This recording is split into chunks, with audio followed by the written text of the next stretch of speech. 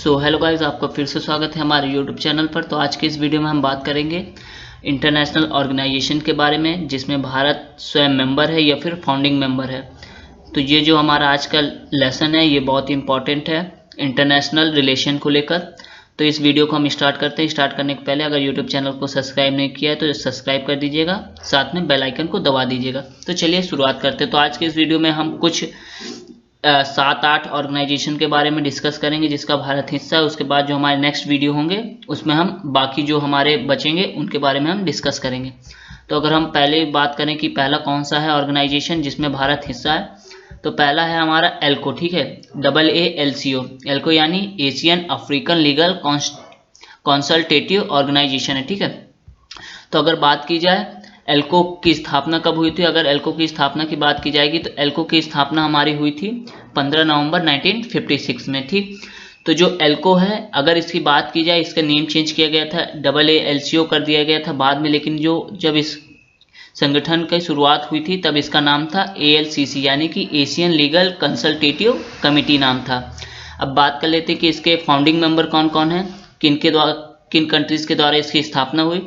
तो उसमें हमारा इंडिया आ जाता है, Indonesia, Iraq, Japan, Myanmar, Sri Lanka, Egypt and Syria Arab Republic आ जाता है। ठीक है, अब बात की जाए कि एल्को का हमारा हेडक्वार्टर कहाँ है, तो एल्को का हेडक्वार्टर हमारा न्यू दिल्ली में है। ठीक है, तो ये इंपॉर्टेंट है कि एल्को का हेडक्वार्टर कहाँ है, न्यू दिल्ली में। तो ये हो गई हमारी फर्स्ट ऑर्गेनाइजेशन। अब हम सेकेंड ऑर्गेनाइजेशन की बात करें तो सेकेंड ऑर्गेनाइजेशन हमारी एशियन डेवलपमेंट बैंक। अगर एशियन डेवलपमेंट बैंक की बात की जाए तो इसकी करंट में भी चर्चा हुई है। ठीक है, डिस्कस हुआ है क्योंकि इसने भारत के में कोविड जो अभी चल रहा है, कोविड महामारी में इसने हेल्प की है, लोन देने का काम किया। ठीक है, तो अगर बात की जाए एशियन डेवलपमेंट की इस्टेब्लिशमेंट यानी कि स्थापना कब हुई थी, तो ABD की स्थापना 19 दिसंबर 1966 को हुई थी। ठीक है, स्थापना 19 दिसंबर 1966 को हुई थी। अगर बात की जाए इसमें कितने मेंबर हैं, तो अगर बात की जाए जब इसकी स्थापना हुई थी तो तब इसमें टोटल 31 मेंबर्स थे। अगर करंट की बात की जाए तो करंट में अब इसमें मेंबर 38 है। ठीक है, तो इसकी स्थापना 31 मेंबर्स ने मिलकर की थी शुरुआत में, उसके बाद अब इसके मेंबर 68 है। अगर बात की जाए इसका फाउंडिंग मेंबर कौन है, तो ABD का हमारा फाउंडिंग मेंबर इंडिया है। ठीक है, ये इंपॉर्टेंट है कि ABD का फाउंडिंग मेंबर कौन है, तो इंडिया है।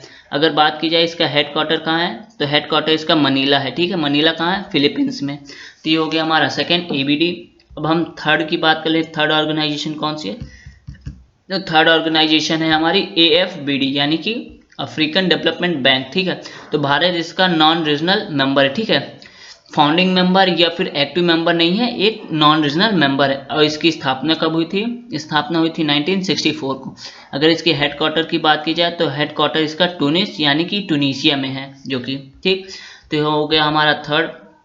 अब उसके बाद हम नेक्स्ट की बात कर ले, तो नेक्स्ट हमारा ये इंपॉर्टेंट है ऑस्ट्रेलिया ग्रुप। ठीक है, ये हमारा साइंस एंड टेक्नोलॉजी से भी रिलेटेड, साथ में इंटरनेशनल ऑर्गेनाइजेशन में अगर इसकी बात की जाए तो इसकी स्थापना हुई थी हमारी 1985 में। ठीक, अब इसका बात की जाए तो इसके कितने मेंबर हैं ऑस्ट्रेलिया ग्रुप में, तो ऑस्ट्रेलिया ग्रुप में 48 मेंबर्स। ठीक, 48 मेंबर्स हैं। और इंडिया ने इसे कब ज्वाइन किया था, इंडिया ने इसे जनवरी 2018 में ज्वाइन किया था। इंडिया इसका 43rd मेंबर है। ठीक, India join the group in January 2018। ठीक है, इंपॉर्टेंट। अगर बात की जाए ऑस्ट्रेलिया ग्रुप का काम क्या है, तो ऑस्ट्रेलिया ग्रुप हमारा जो बायोलॉजिकल और केमिकल वेपन्स हैं, मास वेपन है, उनका विरोध करता है। ठीक है, उनकी जो टेक्नोलॉजी है उसका विरोध करता है कि उस टेक्नोलॉजी का ट्रांसफर ना हो किसी भी कंट्री में। अगर बात उसी तरह ऑस्ट्रेलिया ग्रुप की तरह हमारे कई सारे ग्रुप हैं जो कि साइंस एंड टेक्नोलॉजी से रिलेटेड है, जैसे MTCR हो गया, MTCR के अलावा हमारा हो गया वसेनार हो गया, और उसके बाद कोकॉम हो गया, और उसके साथ हमारे NSG हो गए। तो ये अलग अलग ग्रुप हैं जिसे हम नेक्स्ट वीडियो में कवर करेंगे। तो इसकी पहली मीटिंग कब हुई थी, तो ऑस्ट्रेलिया ग्रुप की हमारी पहली मीटिंग ब्रुसेल्स में हुई थी जो कि बेल्जियम में है। कब हुई थी, सितंबर 1989। ठीक है, इस्टेब्लिशमेंट इसका स्थापना 1985 में हुई थी और फर्स्ट मीटिंग इसकी हुई थी 1989 में।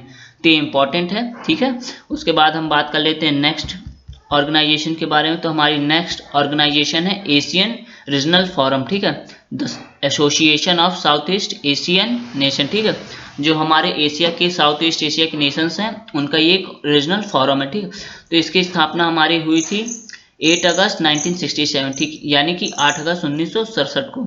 जो इंडिया है इसका डायलॉग मेंबर है 1995 से। ठीक है, डायलॉग मेंबर हो चुका है 1995 कि यहाँ पे ये वोट अपना मत दे सकता है, वोट दे सकता है और चर्चाएं कर सकता है। अगर इसकी बात की जाए इसका हेडक्वार्टर कहाँ है, तो इसका हेडक्वार्टर जकार्ता में, ठीक है, जो कि इंडोनेशिया में है।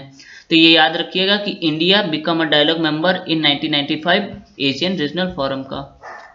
अगर नेक्स्ट बात करें तो नेक्स्ट है हमारा बिम्स्टेक, यानी कि Bay of Bengal Initiative for Multi Sectoral Technical and Economic Cooperation, ठीक है, बिम्स्टेक। तो ये इंपॉर्टेंट है इंडिया इंटरनेशनल के साथ और हमारे रीजनल पर्सपेक्टिव दोनों से। अगर इसकी बात की जाए इसकी स्थापना कब हुई थी, तो इसकी स्थापना जून 1997 में हुई थी। कब? जून 1997 में हुई थी। और इसके फाउंडिंग मेंबर्स कौन है, तो इसके फाउंडिंग मेंबर्स हैं इंडिया को मिलाकर 6 अन्य लोग, यानी कि 7 कंट्रीज ने मिलकर इसकी स्थापना की थी। अगर बात की जाए इसका हेडक्वार्टर कहाँ है, तो हेडक्वार्टर इसका ढाका यानी कि बांग्लादेश में स्थित है। अब हम बात कर लेते हैं जो हमारा इसके बाद जो हमारा अगला ऑर्गेनाइजेशन, तो अगला ऑर्गेनाइजेशन है हमारा बिस, ठीक है, बिस यानी कि बैंक ऑफ इंटरनेशनल सेटलमेंट्स, ठीक है, बिस। तो इसकी स्थापना हमारी मई 1930 में हुई थी, मई 1930 में हुई थी, बैंक ऑफ इंटरनेशनल सेटलमेंट।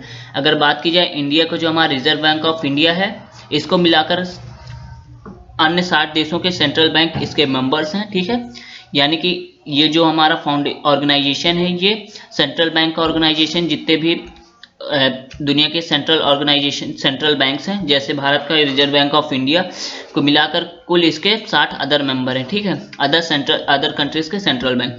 अगर इसके हेडक्वार्टर की बात की जाए तो हेडक्वार्टर इसका बेसेल यानी कि स्विट्जरलैंड में स्थित है। तो ये हो गए आज के हमारे जो इंटरनेशनल ऑर्गेनाइजेशंस हैं जो कि यूपीएससी प्रीलिम्स के पर्सपेक्टिव से इंपॉर्टेंट थे, तो उनके बारे में हमने डिस्कस किया है। नेक्स्ट वीडियो में हम जो हमारे बचे हुए ऑर्गेनाइजेशन है उसके बारे में हम डिस्कस करेंगे। अगर वीडियो अच्छी लगी हो तो लाइक करिएगा, साथ में सब्सक्राइब का बटन दबा दीजिएगा। थैंक्स फॉर वॉचिंग, मिलते हैं नेक्स्ट वीडियो में।